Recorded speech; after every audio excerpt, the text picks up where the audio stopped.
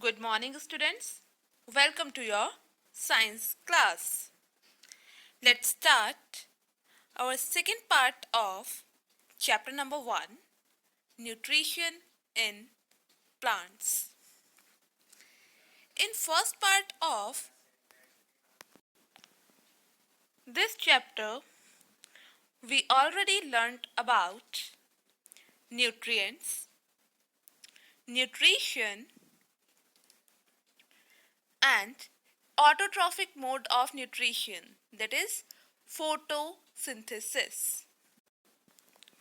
Autotrophic is the mode of nutrition in which organisms make food themselves from simple substance, and the organism that perform autotrophic mode of nutrition are called autotrophs.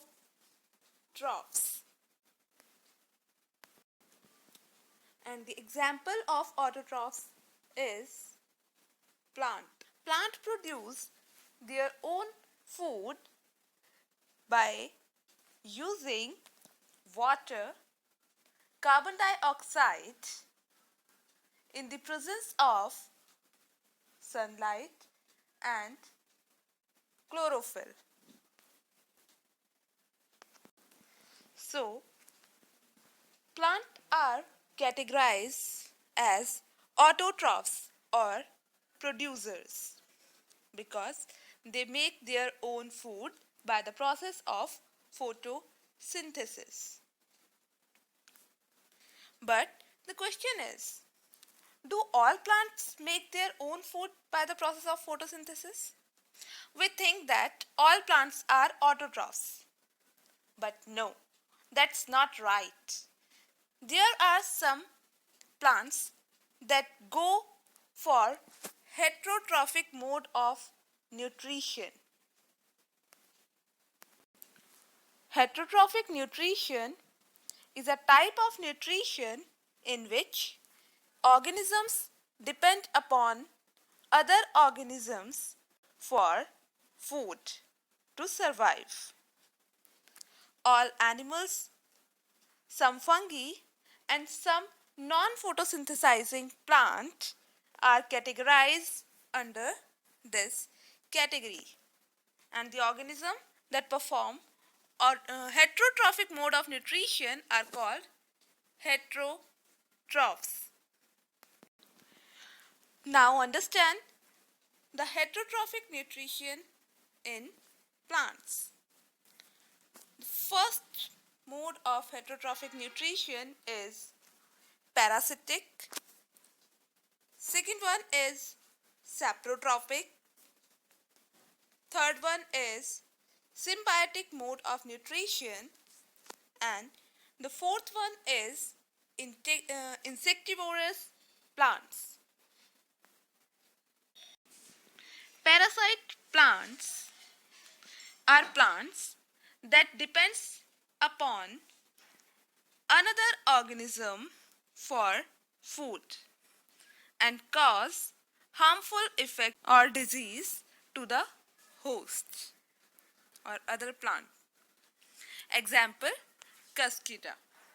This thread-like yellow-colored structure which is present on tree is called cuscuta or amarbale, and the tree on which it is present is called host organism, and this amarbale or cuscuta is known as parasite. Sometimes it completely destroys the host plant by extracting the nutrients from the host plant. Now come to the next category, which is saprotrophs. Saprotrophs are organisms that obtain nutrition from dead and decaying organic matter. Example, fungi. You might have seen packets of mushroom sold in the market. You may have also seen fluffy umbrella-like patches growing in moist soil or on rotting wood during the rainy season. These are nothing, simply fungi. And the bread molds. These all are fungi and are the examples of saprotrophs. Now come to the third heterotrophic mode of nutrition, which is symbiosis. Symbiosis is the combination of two Greek words. First one is sym, which means with, and biosis, which means living. So the complete meaning of symbiosis is living together.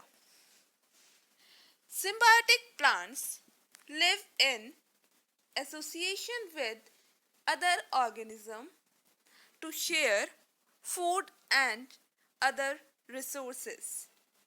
Example: Rhizobium bacteria live in association with the roots of leguminous plant.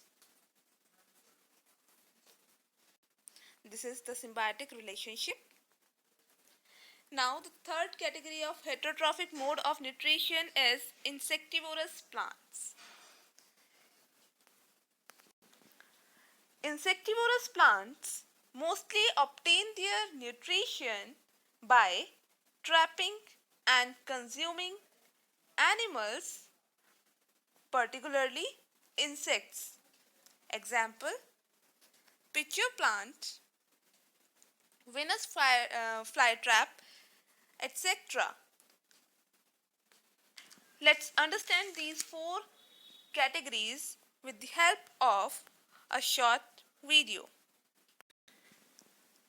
As we know, most of the plant perform photosynthesis and synthesize their food.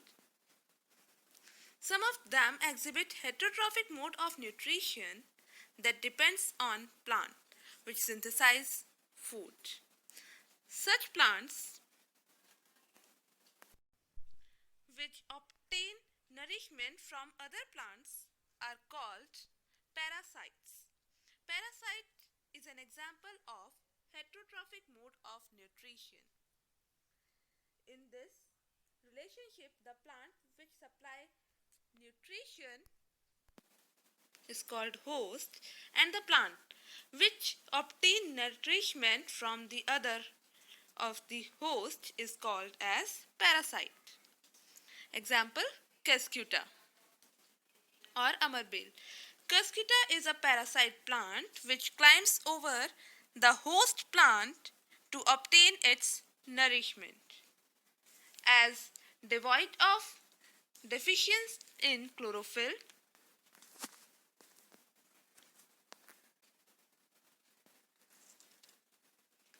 parasitic plants develop a special roots called hastoria, which penetrates into the host stem and absorb instant nourishment from the host. So, this is parasite nutrition. And the plant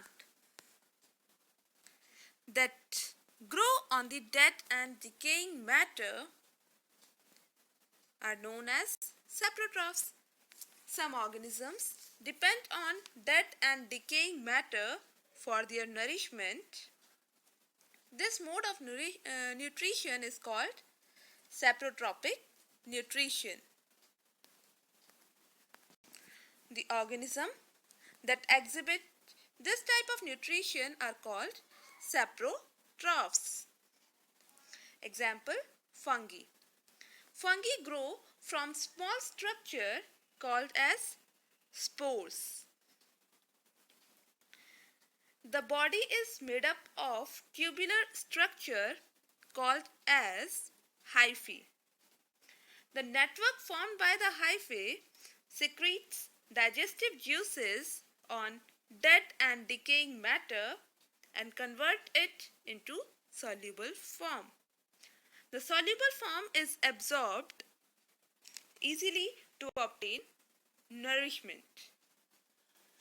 Students, you have even seen molds growing on a bread slice. These are fungi. Fungi also grow on pickles, cloths, leather goods, etc. Fungal spores are very active during rainy season. They germinate easily in moist climate and grow rapidly on things. Now come to the third category, which is insectivorous plant. This is a special mode of obtaining nourishment in plants. Some plants like Nepenthes, Utricularia, Drosera and Venus flytrap are example of insectivorous plants.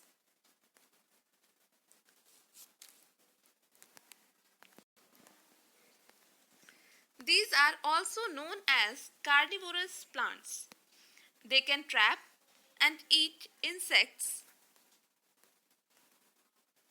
completely to obtain their nourishment. An example of heterotrophic mode of nutrition is Nepenthes. Nepenthes have some leaves which are modified into picture-shaped structure. The apex of leaves form lid, which is flexible to open and close the picture. Mouth of the picture is sticky with some hairy outgrowth. The sticky secretion shines to attract the insect, and the insect come and sit on the secretion. It gets entangled by the hairy structure and immediately the lid of the picture gets closed. The inner lining of the picture secretes lots of digestive juices to digest the insect. In this way, insectivorous plants obtain their nourishment. Now, come to the symbiosis. This is the phenomena in which two organisms live together to share shelter and to obtain nourishment. The organisms which participate in this relationship are called symbiomes. Some bacteria like rhizobium living in roots nodule of leguminous plants.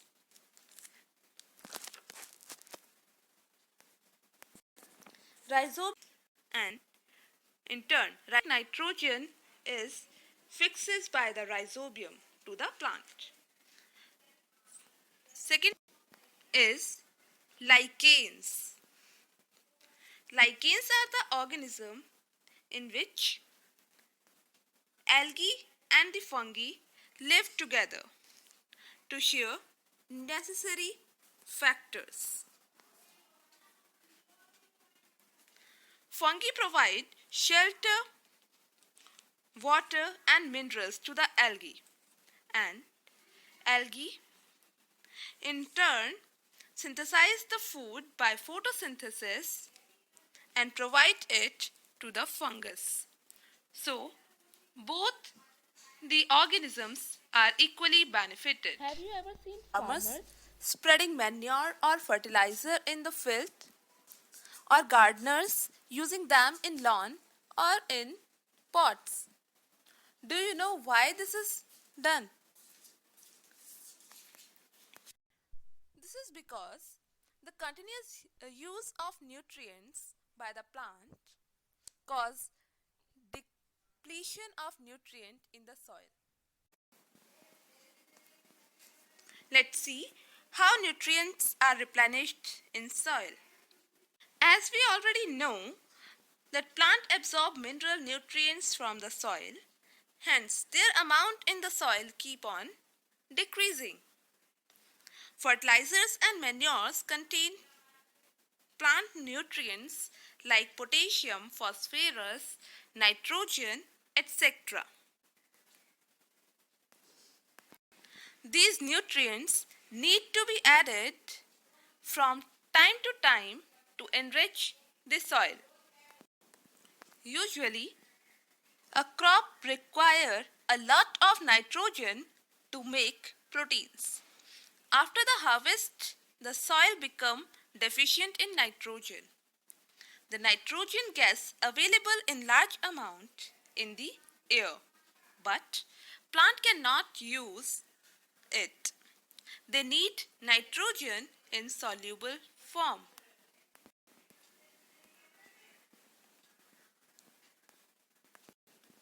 The bacteria called rhizobium can take atmospheric nitrogen and convert it into soluble form. Rhizobium cannot make its own food, so it lives in the roots of leguminous plant like peas, moong, etc. and provide the plant with nitrogen. In return, the plant provides food and shelter to the bacterium. This is called the symbiotic relationship. With this relationship is of great significance for the farmer. They do not need to add nitrogen fertilizer to the soil in which leguminous plants are grown. Hence, in this chapter, we learned that the most of the plants are autotrophs or producers who can make their own food by photosynthesis. However, few plants adopt other mode of nutrition like parasitic mode of nutrition, saprotrophic mode of nutrition, insectivorous mode of nutrition, and symbiotic mode of nutrition. That is, they derive their nutrition from other organisms. All animals are categorized as heterotrophs as they depend on plants and other animals for their food. So, this is it. Now your chapter is completed. If you have now come to your exercise, this is the solution of your homework work. Your first homework contains two questions. First one is of fill in the blanks, and second one is mark T if the statement is true and F if the statement is false. So the first statement in fill in the blanks is green plants are called since they synthesize their own food. We all know green plants are known as autotroph because they make their own food. So you have to fill the autotrophs in first blank. Now come to the second statement. This is the food synthesized by the plant is stored stored in the form of starch. We already studied in the process of photosynthesis that the food is formed by the plant is stored in the form of starch. Now come to the third statement. This is in photosynthesis, solar energy is captured by the pigment called. Which pigment help in the capturing of sunlight? So this is the chlorophyll. Chlorophyll is the pigment which is responsible for capturing sunlight. for photosynthesis. Now, fourth statement is during photosynthesis plant take in. Which gas is taken inside by the plant during photosynthesis? This is carbon dioxide. Gas which is released during photosynthesis is oxygen. So, during photosynthesis, plant take in carbon dioxide and release oxygen in the atmosphere. Now, come to the second question, which is of true and false. First statement is carbon dioxide is released during photosynthesis? No. We already know that the carbon dioxide is taken inside during photosynthesis and oxygen is released out during photosynthesis. So, this statement is false. Second statement is plant which synthesize their food themselves are called saprotrophs. No, we know that saprotrophs are the organism that depends on dead and decaying matter for their nutrition, and the plant which synthesize their own food are known as autotrophs. So this statement is also false. Now the third statement is the product of photosynthesis is not a protein. Yes, we just learned about that the product of photosynthesis is starch. So this statement is true because this statement says the product of photosynthesis is not a protein. Yes, this is not a protein, it's starch. Fourth statement is solar energy is converted into chemical energy during photosynthesis. Yes, this statement is absolutely true because solar energy, that is energy from the sun, is converted into the chemical energy during photosynthesis. So this is your first homework solution. Now come to the classwork. Your classwork contains 3 questions. First question is, show with the help of sketch that the plant are the ultimate source of food. This is the answer.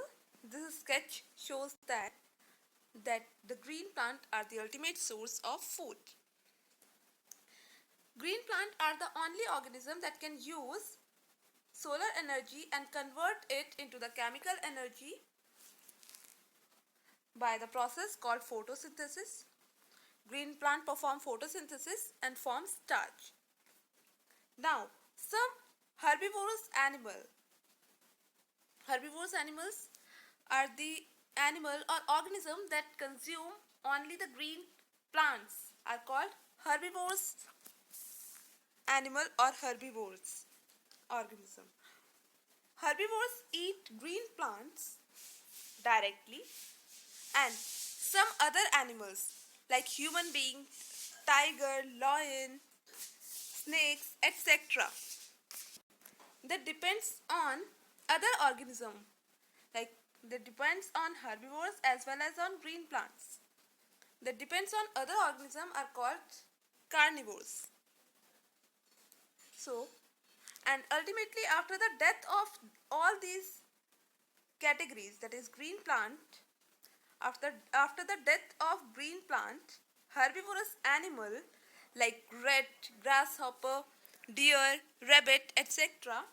and after the death of carnivorous like tiger, human being, snakes, lion, etc. they are eaten by decomposers or saprotrophs. Saprotrophs are the organisms that depends for their nutrition on the dead organic matter, dead and decaying organic matter. After their decomposition by the decomposers, the nutrients mixed in the soil and they are then used by the green plant for the process of photosynthesis. So this is the cycle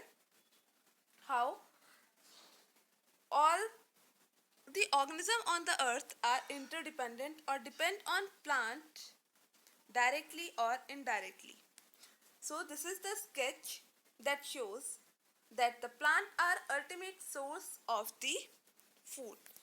If there is no plant, they cannot convert the solar energy into the chemical energy. So herbivores cannot get the food. So they are already dead.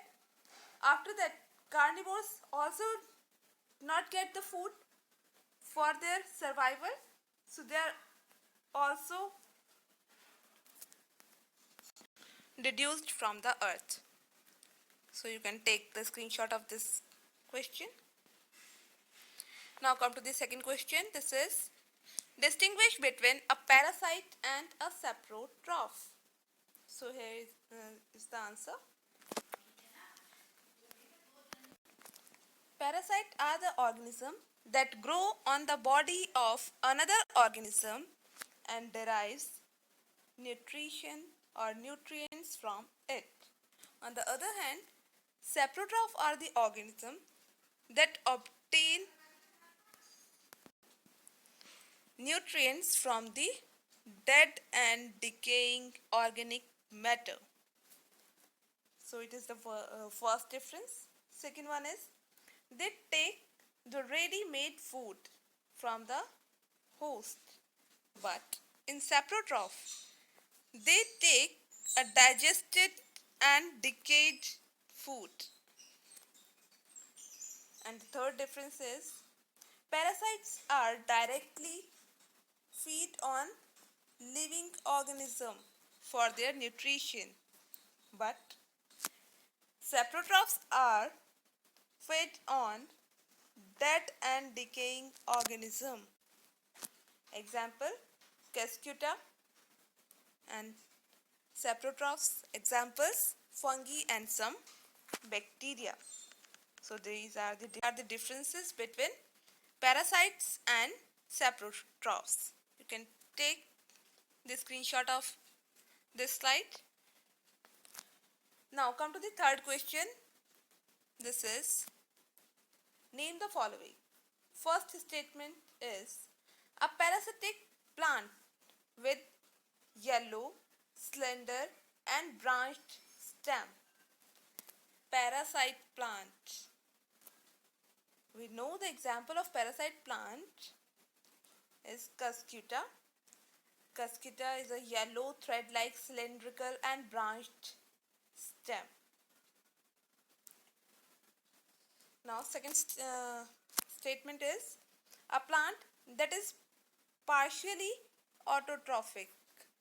Partially autotrophic. It means they are partially autotrophic and partially heterotrophic. They perform both mode of nutrition. So the right answer is picture plant. Picture plant is a green plant. They can perform photosynthesis, but their nitrogen requirement is completed by the insectivorous mode of nutrition. So they perform both the mode of nutrition, that is autotrophic as well as heterotrophic mode of nutrition. Now come to the third statement. This is the pores through which leaves exchange gases. Yes, we already learned about these pores in our first video or first part of this chapter. These are stomata. These are guarded by two cells known as guard cells, from where the exchange of gases take place. Carbon dioxide taken inside the leaves and oxygen is released outside the leaves in the atmosphere. So you can take the screenshot of this question. Now come to the homework second. This is the homework with solution. First question is of matching. Here are two columns. First column have the first word, which is chlorophyll. We know chlorophyll is related to plant, basically the leaves. So the right match for the chlorophyll is leaf. Now come to the nitrogen. Nitrogen is related to rhizobium. Rhizobium are the bacteria which are present in the root nodules of leguminous plant, and they help in fixing the atmospheric nitrogen. That is, rhizobium convert gaseous nitrogen into the soluble or usable form of nitrogen. So nitrogen is related to rhizobium. Now come to the casquita. Casquita is a parasitic plant. We all know. We already learned about that. Casquita is a parasite plant. So the right option for this is parasite. Now come to the animal. Animal are all animals are heterotrophs. They directly or indirectly depends on plant for their nutrition. So the right option for the animals is heterotrophs. Now the last word is insects. Insects is related to pitcher plant. Pitcher plant is an example of insectivorous plant. They eat insects to complete or fulfill their nitrogen requirement. Pitcher plant is partially autotroph and partially heterotroph. You can take the screenshot of this question. Now come to the second question. This is choose the correct option from the following. First statement is Casquita is an example of. We already know Casquita is an example of parasite. It grow on the host plant and even completely destroy the host plant after some time. So the Casquita is an example of parasite. This is the right answer. Now second statement is the plant which trap and feeds on insect is. So the first option is Casquita. No, we know that Casquita is an parasite plant, and the plant which trap and feeds on insect are known as insectivorous plant. Second statement is China rose. China rose is simply a plant that can make their own food by the process of photosynthesis. So this is autotroph. Rose is also a autotrophic plant or autotroph. And the third option is pitcher plant.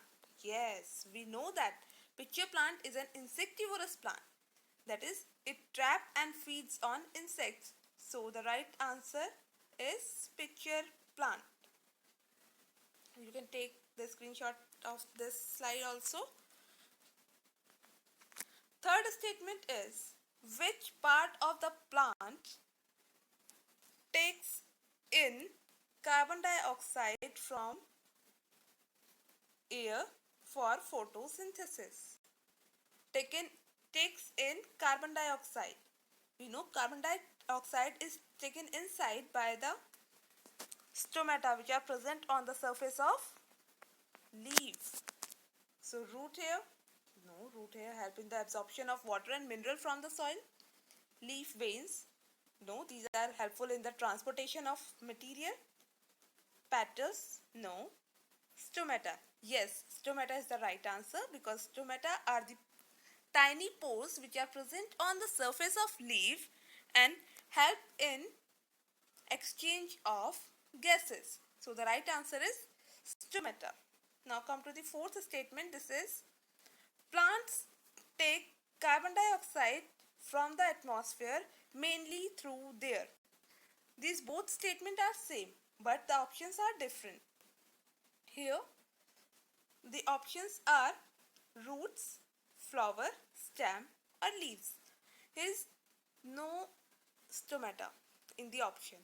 So we know that leaves are the part from which plant take in carbon dioxide.